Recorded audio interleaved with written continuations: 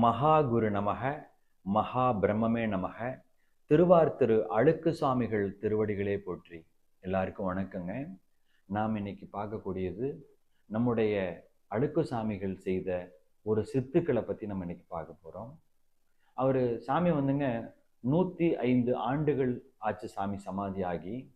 சாமி அழுக்கு சாமிகள் 105 ஆண்டுகளுக்கு முன்பாக நடந்த ஒரு சம்பவம் இது. ஒரு முறை நம்ம சாமி கோயிலுக்கு கொஞ்சம் அருகாமையில் ஒரு வழி ஒன்று போகுதுங்க. அந்த வழியில் பார்த்தீங்கன்னா சாமி அப்படியே வழக்கமாக நடந்து போகிறது ஒரு வழக்கம்.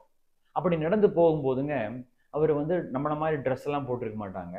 இந்த மாதிரி இப்போ இந்த ஃபோட்டோவில் இருக்கிற மாதிரி ஒரு பரவச ரூபமாக இருப்பாங்க. அப்படி பரவச ரூபமாக இருக்கும்போதுங்க அவர் கோமணம் கட்டியிருப்பாங்க. சம்டைம்ஸ் கோமணமே இல்லாத போது ஒரு சின்ன ஒரு சாக்கு மாதிரி ஒரு சாக்கை கட்டிட்டு சாமி நடந்து போகிறது வழக்கம். அப்படி போகின்ற போது சாமி என்ன பண்ணுறாங்க, அந்த வழியில் போவாங்க வருவாங்க. அப்படி போகும்போதுங்க ஒரு கூட்டமாக ஒரு குரூப் உட்காந்து நல்லா ஒரு உணவுகளை மாமிஷ உணவுகளை விதவிதமாக செஞ்சு அதை சாப்பிட்டுட்டு இருக்கிறாங்க. அப்போது அதை சாமி பார்த்தும் பார்க்காம போகிறாங்க. அதில் யார் இருக்காங்கன்னு கேட்டிங்கன்னா, அந்த ஏரியாவில் பார்த்தீங்கன்னா சாமியோட கோயில் இருக்கக்கூடிய பக்கம் பார்த்தீங்கன்னா மிகப்பெரிய நிலப்புல ஜவான்தார்கள் இருக்கக்கூடிய ஒரு இடம்ங்க. அந்த காலத்தில் பார்த்தீங்கன்னா 500 ஏக்கர் 1000 ஏக்கர் இன்றும் நிறைய இருக்கிறவங்க உண்டு. அப்படி ஒரு மிகப்பெரிய ஒரு செல்வந்தருங்க. அவர் அங்கே இருக்கிறாரு. மது இருக்கு, மான் இருக்கு இல்லைங்களா, அந்த மானை பிடிச்சி அதை கொன்று அதை பார்த்தீங்கன்னா அதில் மான் வடை செஞ்சு அந்த மான் வடை சாப்பிட்டுட்டு எல்லாம் இருக்காங்க. அப்போது நம்ம சாமி அப்படி கிராஸ் ஆகுறாங்க. ஆகும்போது சாமியை பார்த்து ஒருத்தர் கிண்டல் பண்ணுறாங்க எல்லாரும். பாரு போறான் பாரு பைத்தியக்காரன், என்ன உனக்கு தெரியும், போறான் பாரு பைத்தியக்காரன், நம்ம சாப்பிட்றதாண்டா சூப்பர்னு சொல்லி சாமி அவங்க எல்லாரும் கிண்டல் அடிச்சு பேசிட்டு இருக்காங்க. நம்ம சாமி கிராஸ் ஆகி போயிட்டாரு.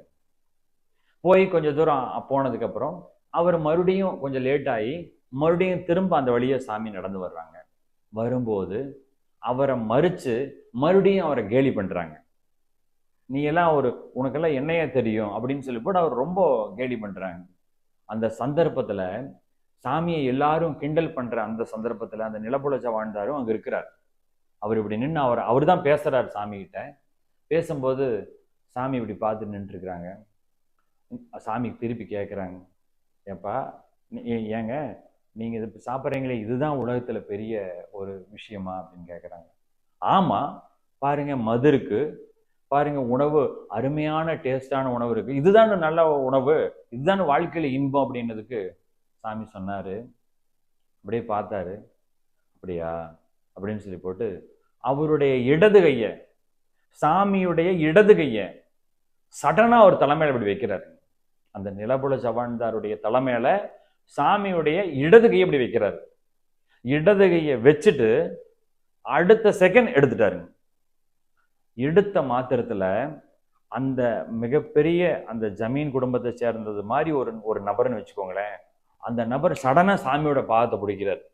சாமி திரும்ப உங்க கையை நீங்க என் தலைமையில வைங்க, தயவு செய்து வைங்கன்னு கெஞ்சறாரு. இப்ப தெரியுதா உண்மையான இன்பம் என்னன்னு? இதுதான் உயர்ந்த அந்த இன்பம்ங்கிறத சாமி அந்த அந்த சனப்பொழுதுல காமிச்சு கொடுத்தாங்க. உண்மையான ஆனந்தம்னா என்னங்கிறத அதை சாமி செஞ்ச உடனே அங்க இருக்கிறவங்க எல்லாருமே சாமி மேல பக்தி கொண்டு அழுக்கப்பன் திருவடிகளே போற்றின்னு அன்று முதல் எல்லாரும் சாமியை வணங்கி வழிபட்டாங்க. அப்படிப்பட்ட மிகப்பெரிய சித்தர் நம்முடைய மகா குரு அழுக்கு சாமிகள்ங்கிறத உங்களுக்கு பதிவு செஞ்சுக்கிறேங்க.